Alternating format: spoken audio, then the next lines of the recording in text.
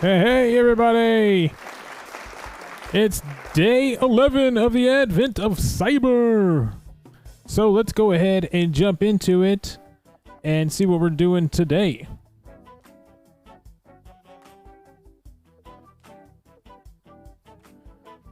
See if this is big enough.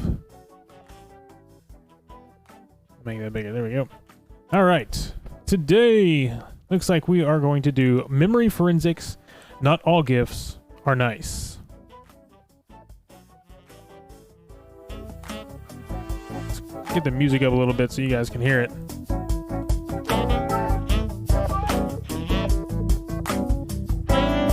All right.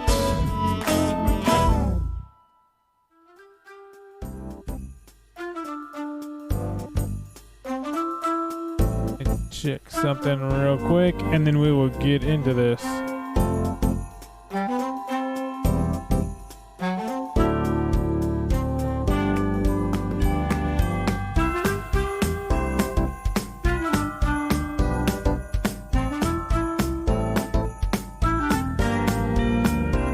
All right, there we go. That's better. All right, had that music too loud in my ears. Okay. Let's jump right into this. Day 11, memory forensics. Not all GIFs are nice. Let's go ahead and hit start machine.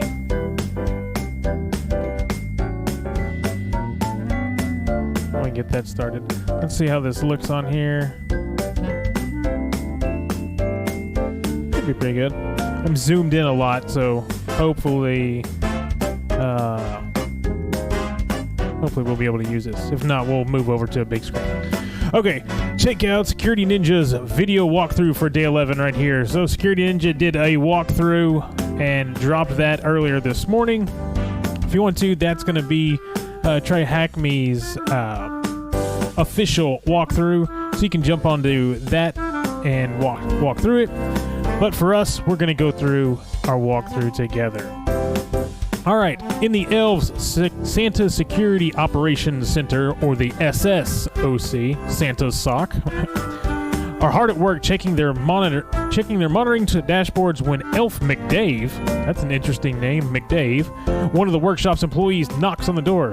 The elf says, "I've just clicked on something, and now my workstation is behaving in all kinds of weird ways." Well, that's not very smart, Dave. Can you take a look? Elf McSkidy tasks you, that's you and me, Elf McBlue, to investigate the workstation. Running down to the workshop floor, you see a command prompt running some code. Oh, great. Uh-oh, this is not good. You immediately create a memory dump of the workstation and place this dump onto your employee's issued USB drive, returning to the SOC for further analysis. All right, so let's talk a little bit about what memory forensics is. Memory forensics is the analysis of the volatile memory that is used when a computer is powered on. Computers use dedicated storage devices called random access memory, or RAM, to remember what is being performed on the computer at that time. RAM is extremely quick and is the preferred method of storing and accessing data.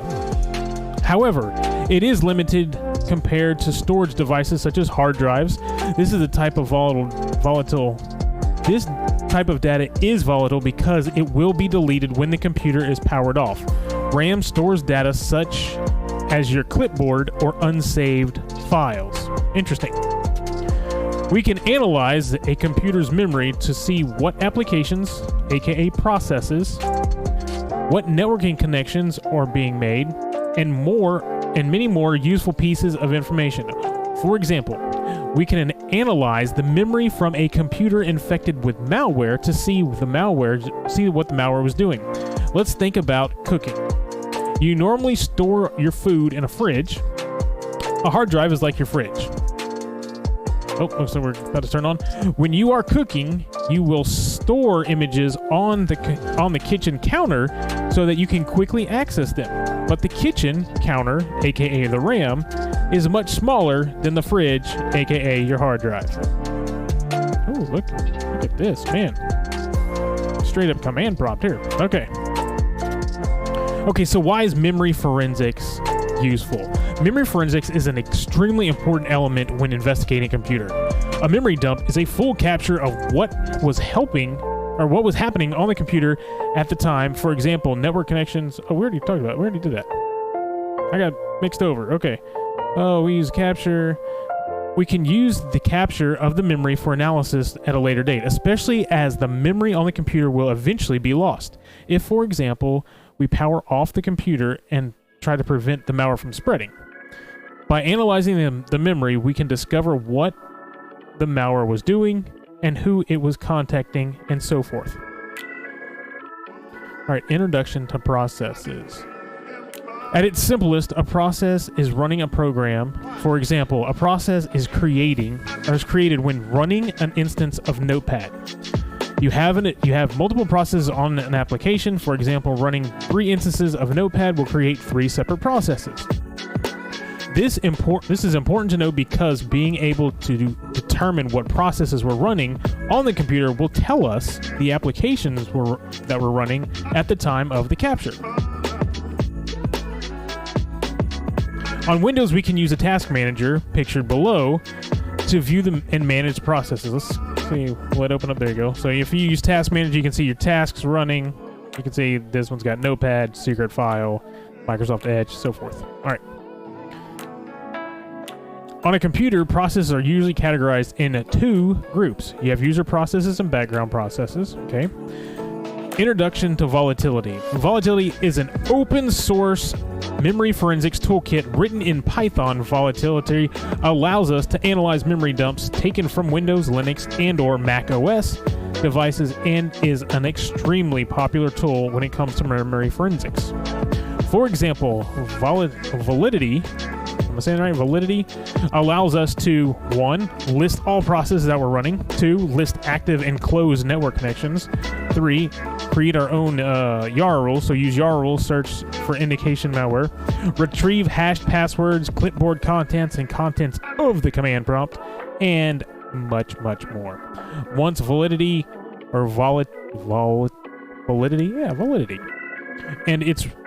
Once validity and its requirements, Python, are installed, validity can be run using Python 3 vol.py. The terminal below displays validity help menu. That's our help menu. Today's task will cover Validity 3, which was the initially released in 2022. What the heck? What's going on? What's up, Jeff B? Hey, man. How's it going? Popped off all my lights. I was like, what's going on in here? Where was that? So, some common options and examples that you may wish to provide will be... So here's all our different options. -F, -V, -P, -O. What's up, Fraser? Yeah, today. Man, I saw both. Now I see both y'all in here. Fraser with the 100. Man, we're throwing stuff all around. Look, so you can see I kind of changed the way everything's running. I'm still working on this stream. I'm still working on the way this is going to look. We're trying to set up a...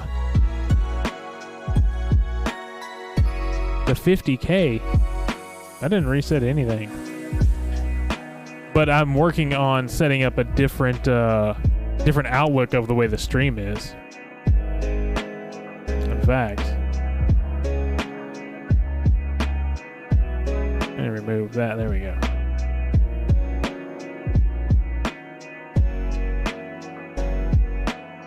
Oh, no. I didn't reset it. Oh, that's just, I see what you're talking about. You're talking about at the top of the chat. No, that's not reset. That, I think Twitch may have changed that. It's set to, instead of set to all time, it's set to probably daily. I just have to go back and change that.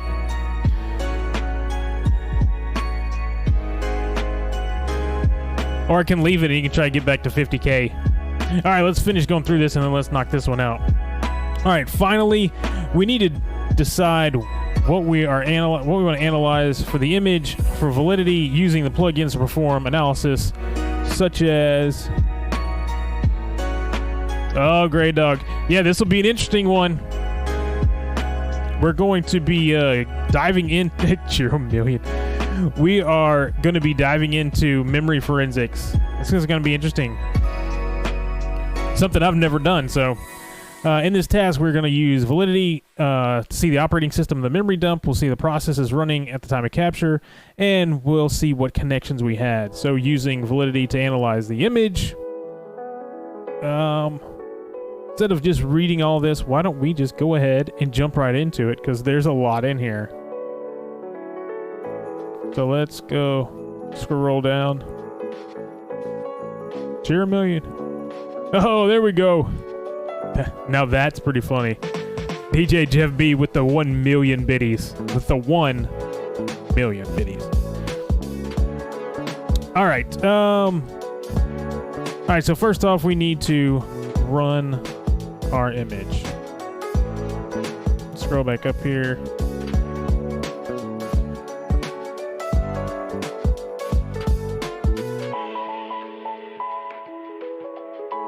We got all of these in here. All right, first let's find out what we have on here.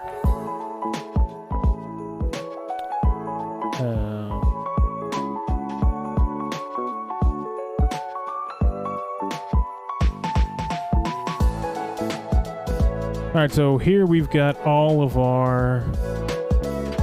Looks like we've got a lot of stuff in here, and in here, here's our image. So this VM, so that would be a virtual machine image, and that's what we're going to be working with today.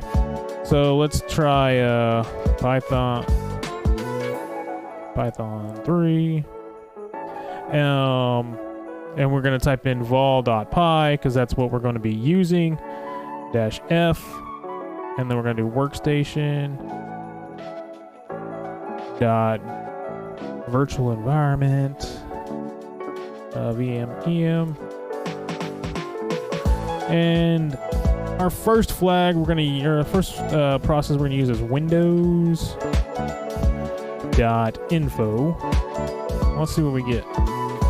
You know what, I'm kind of in the way over here, and let me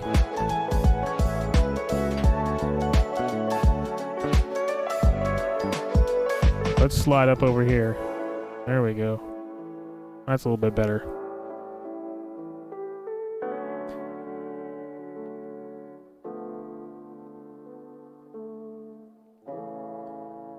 Look at this. We're scanning. We're in our memory layer. Not sure if we can really see that. Let's oh, I don't want to. Let's open up.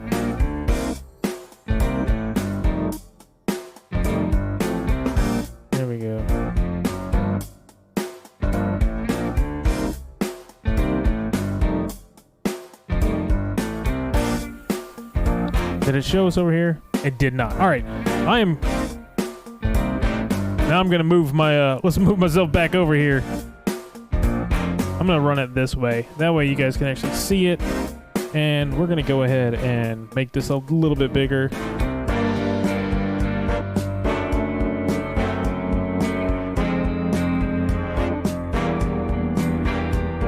Here, make this bigger.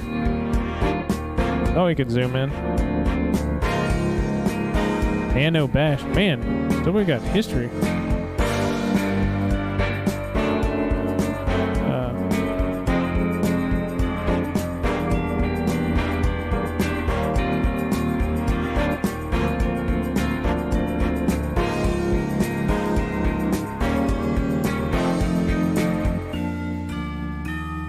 Okay, let's copy this. And let's move over to the big window.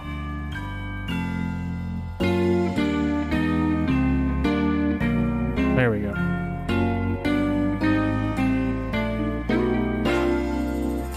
Can we not type over here?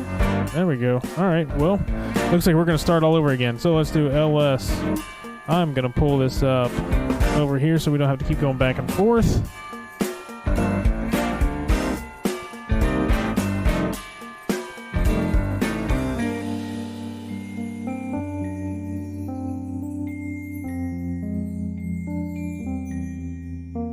This is a longer one compared to the last ones, that's for sure.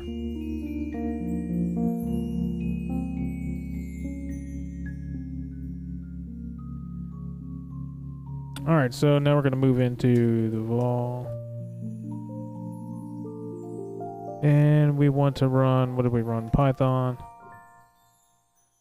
3, vol.py, and we want to run -f,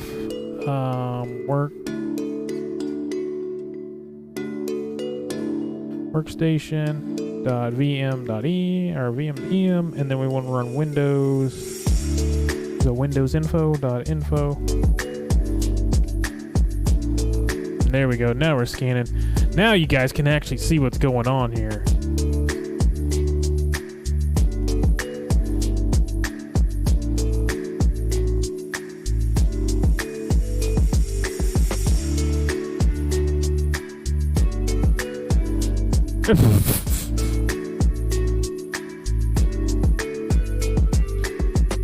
All right, so what we just did is we just ran we've got an image, and this image that we're working with right now, this image apparently one of our elves machines got hacked, is what we've determined. And what we're doing is we're looking at we took an image of that machine, we brought it back to the SOC with us, or the Security Command Center, and now we're running forensics on this image.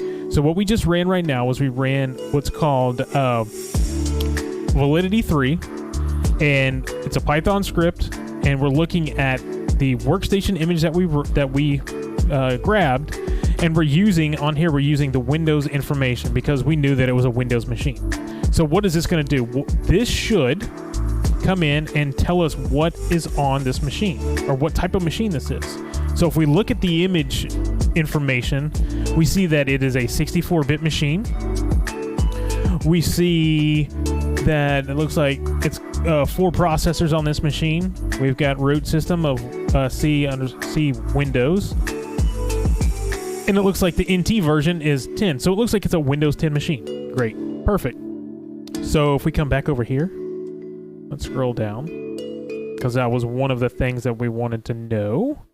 We want to know what is the version of this Windows. So it's Windows 10. All right, 19 days I'm 19 days away from another badge. All right, what is the name of the binary or gift that the Secret Santa left? All right, so now it looks like we're going to need to start looking a little bit deeper into this image itself. So now what we want to do is we've got our info. Let's look at, we'll hit our up button. Okay, go away. We hit our up button, and with our up, in fact,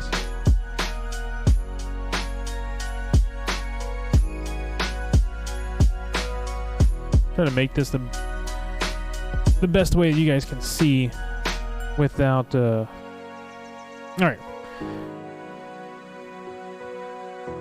Hopefully this is big enough. Okay, so with our up button, by hitting up, we automatically get the last command that we ran. And this time what we're going to do, instead of running windows.info, we're going to do I think it's PS list. Let me make sure I've got that right. PS list. So that's going to be our process list. So let's go ahead and scan that image again, and let's find out what processes are running on here.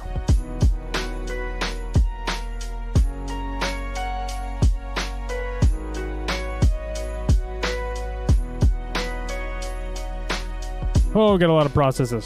All right, so here are all the processes that were captured when we made our image.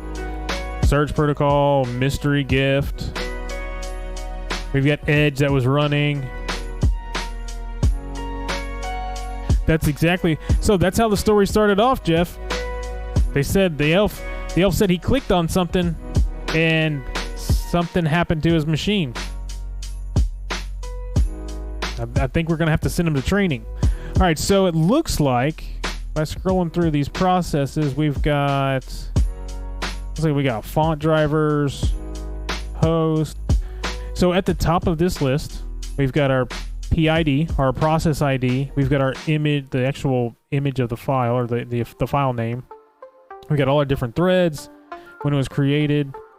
So we're going to go through here, and it looks like to me, looking at all these, there's our task Explorer.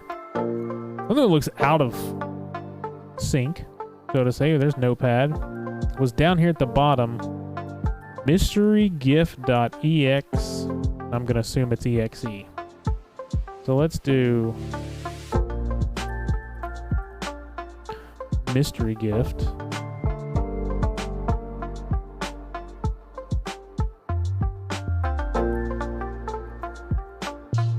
mysterygift.exe is gonna be our file. All right, and I spelled it right. All right, so what is the process ID, the PID of that binary? So if we look at that, remember if we went back up to the top, we saw what PID is. So we've got our PID. And every time, remember, anytime you open up that process, you're gonna get a different ID. And this one looks like it's 2040. 2040. Perfect. All right, now dump the contents of the binary and find out how many files are in this binary. All right, so what we're gonna do, we're gonna run the exact same thing, but now what we wanna do is we are going to run what is called dump files.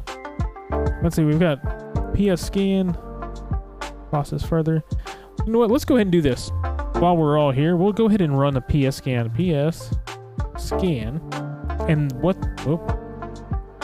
that's going to allow us to do is it's actually going to allow us to look at these processes further.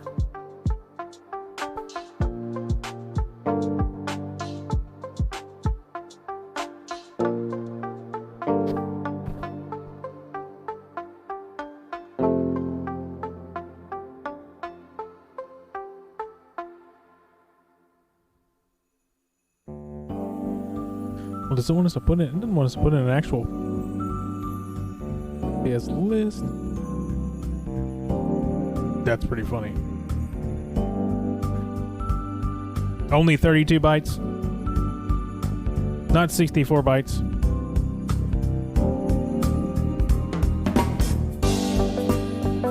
We're running our deep dive into this.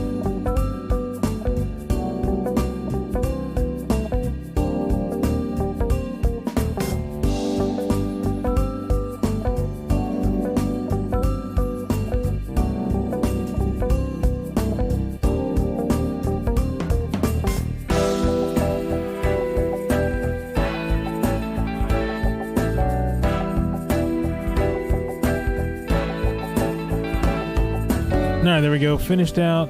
So we kind of get pretty much the same thing that we got before.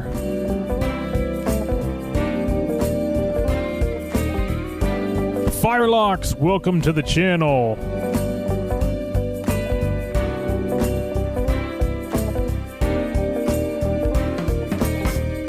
Hey Jeff B, you know what's funny? I just looked at my activity feed. And you know what it says on there? It says Jeff B cheered 1 bit, and it says cheers 1 million. Oh, it's pretty funny. It says it literally looks like you cheered 1 million bits, but it came across as 1. Oh, I'm gonna have to take a picture and send it to you. All right, go back. Okay, so we've run our scan, so we've gotten all our IDs. So now what we need to do is we need to do our dump. We need to dump the file. So to dump the file, we just do, I believe it's file dump, or oh no, it's dump files.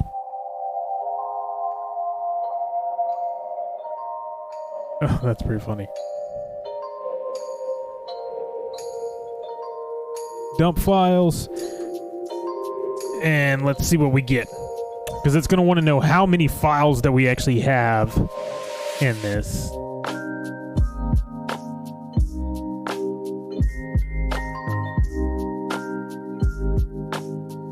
Look at that. Error, dumping file.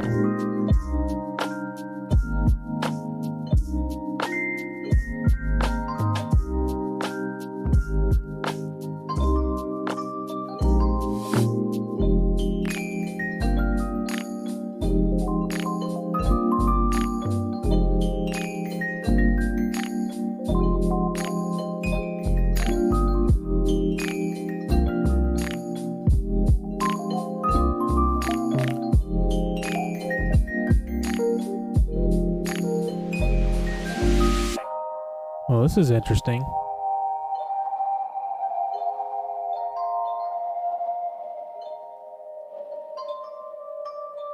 Every single one is airing out on the file dump.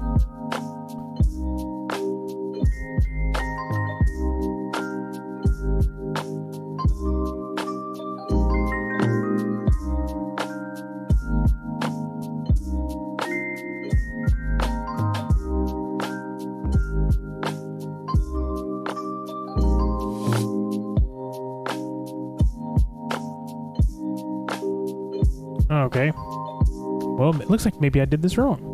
Let's go back over here.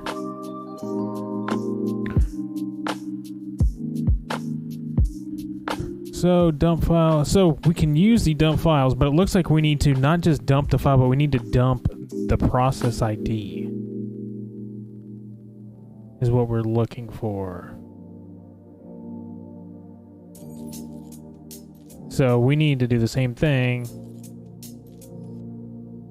But let's do dash PID, and then what did we say it was? 4020 or 2040. There you go, 2040. Let's do 2040, and let's see what happens now. Because I know what it should be doing, and that wasn't it. There we go. Now we're looking better. Okay. So now we want to know how many files are running that process. Look, so in the mystery gift, this kind of shows you what's going on. So the mystery gift itself is an executable file. Now here are all the files that are associated with that mystery gift that could have been running on that machine that are creating havoc. So how many files are there? We got 1, 2, 3, 4, 5, 6, 7, 8, 9, 10, 11, 12, 13, 14, 15, 16. I feel like they count. We have 16 files. All right, let's go back. And 16. There we go.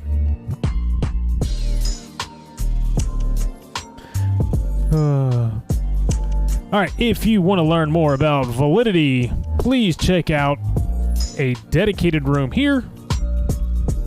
For more contents on forensics, we have a full digital forensics incident response module for you. All right. Amazing.